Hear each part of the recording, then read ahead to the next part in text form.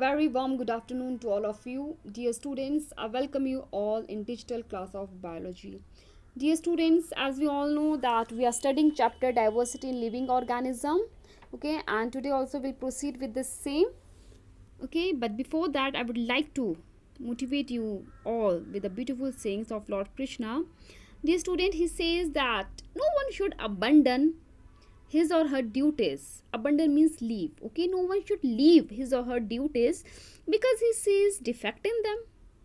Okay, students, every action, every activity, okay, is surrounded by one or the other defect. As you can see that fire is also surrounded by smoke.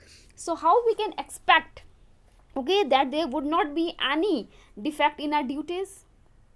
Okay, your work is to perform your duties with full devotion, okay, and leave everything on Lord Krishna. Okay, so with this I would like to start with my today's topic from the chapter diversity in living organism. Students, till now we have studied that R.H. Whittaker divided all the living organism of this earth into 5 kingdoms, that is Monera, Protista, Fungi, Plantae and Animalia. Okay, most simplest is your Monera, then Protista, Fungi, Plantae and most complex is your Animalia. Okay, based upon following parameters. Okay, that is whether your animals are prokaryotic or eukaryotic. Second, whether they are unicellular or multicellular. Third, whether they have cell wall or not. Okay, and then next, whether they perform photosynthesis or not. Okay, students, till now we have studied about Monera, Protista and Fungi, and today we will study about Plantae. Clear? So dear student, this is the classification of your Plantae kingdom. Okay, your Plantae kingdom has been divided into 5 divisions. First is your Thallophyta, Bryophyta, Pteridophyta, Gymnosperm and Angiosperm. Thallophytes are the most simplest, whereas Angiosperms are the most complex. Okay, student, they are also differentiated on the basis of certain parameters. That is, first, whether organism's body is differentiated into different parts or not. That is stem, leaf, root. Okay, so in case of your Thallophyta, whose examples are algae, okay, we can't differentiate it that what is stem, what is root. Okay, so on that basis they have been differentiated. Second, your bryophytes, okay, on the basis of vascular tissue, that is xylem and phloem. Okay, your plants has been divided into bryophyte and pteridophytes. Okay, now your pteridophytes differentiate from your Gymnosperm and Angiosperm on the basis of the production of seed. Your pteridophyte do not produce any seed, thus they are known as cryptogamy. Okay, remember this term. Whereas those plants which produce seeds are known as phanerogamy. Okay, so they are your Gymnosperm and Angiosperm. Now student, on which basis your Gymnosperm and Angiosperm are differentiated? They are differentiated on the basis of presence of your naked seed. Okay, in case of your Gymnosperm there are naked seed, means we can see, okay, them with our naked eye, as they are not at all surrounded by anything such as ovary, whereas in case of Angiosperm they are covered with ovary, or I can say in future they will form a fruit.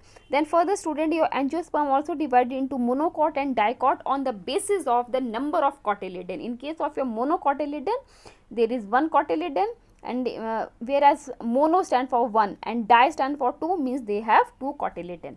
Clear? I hope so that you have got an idea that what is there in your Plantae kingdom. Now we will study about this in little detail. Clear? So dear student, this is the classification of your Plantae kingdom. Okay, Plantae kingdom has been divided into 5 groups, that is Thallophyta, Bryophyta, Pteridophyta, Angiosperm and Gymnosperm. First of all, about Thallophyta. Student, what are these Thallophyta? As I have told you earlier also, okay, that in this group the plants, those do not have well differentiated body, okay, they will come under this. Okay, and the plants are known as algae. Okay, and they are mostly aquatic, they live in water only. Example are your Spirogyra, Ulothrix, then Cladophora and then Chara. You need to remember their examples. Clear? Next student, it is your bryophyte. Clear? What are these bryophytes? Student, in this group the plant body is differentiated into stem, leaf like structure, okay, but remember that they do not have any specialized structure for the conduction of water, means that they do not have xylem and phloem, okay, for the conduction of the water and food, okay. And these plants are known as the amphibian of the plant kingdom. Why? Because they need water and land for their survival. Clear? As we know that frog is also known as amphibian. Why? Because frog also need water and land for its survival. Similarly, bryophytes also need water and land for its survival. And example of these are your mosses, and the example of mosses are Funaria, then Marchantia, and then Riccia. Clear? Student, next are your pteridophytes, okay. Now in case of your bryophytes, I have told you that though their body is differentiated into root, stem and leaf, like I have told in your bryophytes, but here in case of your pteridophytes, they have well shaped leaves, and also they have vascular tissues, that is xylem and phloem, okay, but that was absent in case of your bryophytes, okay. And what is the function of this vascular tissue? For the conduction of water and other substances from one part of the body to the other. Clear? Examples are your ferns and marsilia, okay. You see these plants near your home also. Dear student, next group is your gymnosperm, okay. Gymnosperms are known as phanerogamae. Clear? Student, what happened in this? It has been divided into two